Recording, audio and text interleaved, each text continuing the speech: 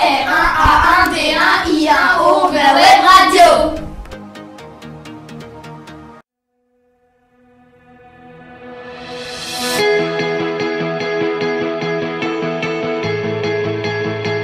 Bonjour à toutes et à tous. Nous nous retrouvons pour une nouvelle émission sur les actions des élèves au collège. Nous avons interviewé pour vous un éco-délégué et des collégiens qui vont vous parler du BDC. Et bien sûr, des petits bonus. Bonne écoute!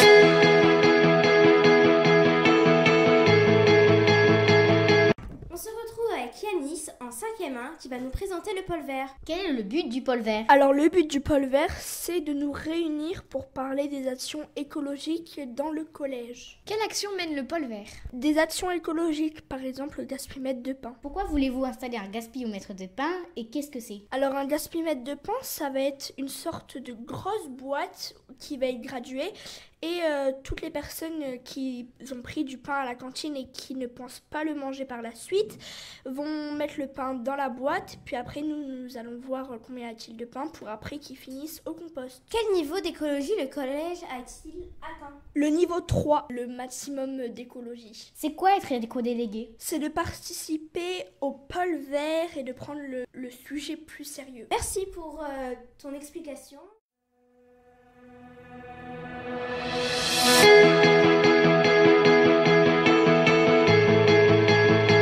Maintenant, place au BDC. Nous allons vous présenter Sian et Enzo qui vont nous présenter le BDC. Bonjour. Bonjour. Première question, qu'est-ce que le BDC? Le bureau des collégiens, c'est plusieurs élèves qui se réunissent dans une salle pour trouver des projets au cours de l'année pour renouveler le collège. Deuxième question, quelle action mène le bureau des collégiens? Le bureau des collégiens, il mène des actions que les élèves ont envie de faire, souvent réalisables. Et si c'est pas réalisable, on essaie de trouver un moyen pour qu'elles deviennent. Depuis combien de temps faites-vous partie du bureau des collégiens? Donc du coup, Sian et moi, on fait partie du bureau des collégiens depuis la 5e, donc depuis 2 ans. Et c'est donc la date de création du bureau des collégiens. Pouvez-vous nous citer quelques exemples d'actions? Donc après ça, on a aussi différentes collectes, donc des collectes de bouchons, de piles, de stylos. Et là, en ce moment, on est en train de mettre en place une collecte pour la SPA.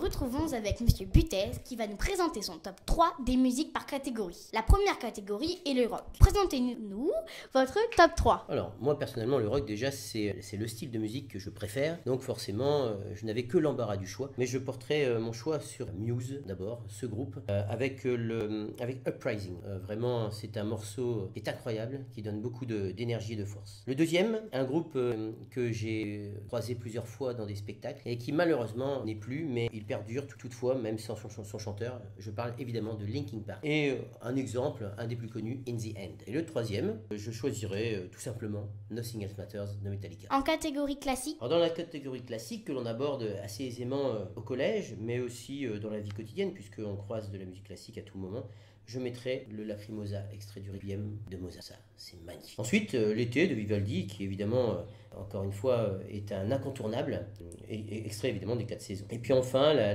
une des suites pour violoncelle de Jean-Sébastien Bach, et en particulier interprétée par Yo-Yo Ma. Dans la catégorie rap? Alors le rap n'est pas forcément ma spécialité, effectivement je suis un petit peu resté dans les années 90, mais toutefois j'aime beaucoup écouter Orelsan et puis en ce moment j'écoute facilement Jour Meilleur. Si on doit revenir effectivement dans le rap, le vrai, la base, le hip-hop, c'est le groupe IAM avec Bouger la tête. Et puis enfin, écoutez là, il s'agit de Kenny Arcana qui interprète Ils ont peur de la liberté, et là vous m'en direz des nouvelles. Et bah merci. Et bien de rien. Et on se retrouve pour une prochaine fois, en musique.